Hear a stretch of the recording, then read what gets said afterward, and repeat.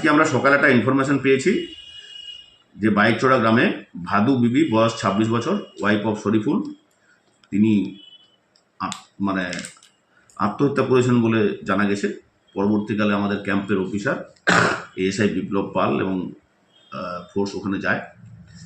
যাওয়ার পরে ওখানে গ্রামের লোক পুলিশকে দেখে একটু এজিটেশন করেন।